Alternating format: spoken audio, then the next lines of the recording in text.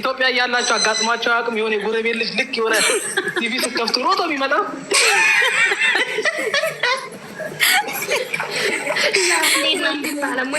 በሩን ከፍታ ስትገባ ምንድን ነው ያለችው? በኢየሱስ ትዕግስቱን ስጠኝ ነው ያለችው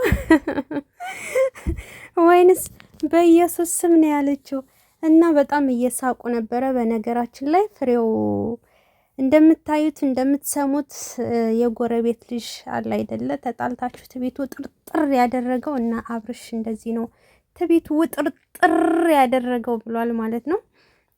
በነገራችን ላይ ትናንትና ማታ እንግዲህ በጣም ተናዶ ሲወራጭ ነበረ ማለት ነው። እና ትቤቱ ጥርጥር አደረገው በሴቶች ላይ። ሴቶቹም በቃ ሁለታቸውም አብረን እንኖር ይላሉ። እሱ ደግሞ ትቤቱ ጥርጥር አድርጎታል ማለት ነው። ቆይም አስተነፍሰዋለሁ ብላችሁ አታውቁም? ጎረቤት ልጅ ጋር ተጣልታችሁ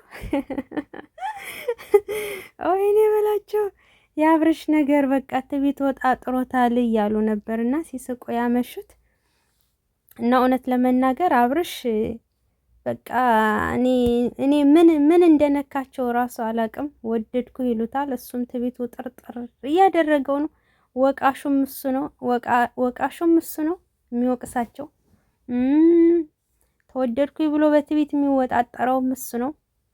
እንደው የማይጨበጥ ነገር ሆኗልና የአብርሽ ትቢትና የአብርሽ እንዲህ መወጣጠር የሰላም ያደርግለት። ሌላ ምንም አይደለም ማለት ነው። ምክንያቱም በጣም እንዲህ በመወደድ ብዛት በእንትን ብዛት በቃ ተከብብ ያለው እኔ በቃ እንትን ነኝ ብሎ ራሱን ሰቅሏልና እንግዲህ መጨረሻው ምን እንደሚሆን ብቻ ፈጣሪ መቼስ መልስ ይሰጣል።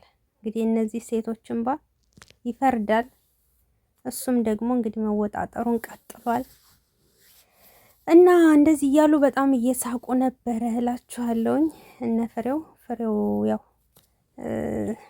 ከሩታ ጋር ቪዲዮ ስራ እያሉት ነበረ። 100K በቃ ከሷ ጋር ኬክ መቁረስ አለብኝ እያለ ነው። አብርሽማ ትቤት ወጣጥሮታል፣ ከሷ ጋር ቆርሳለሁ እያለ ነው። ለማንኛውም ውዶችዬ ዛሬው ቪዲዮአችን ይህን መስል ነበር። በቀጣይ ቪዲዮ እንገናኝ።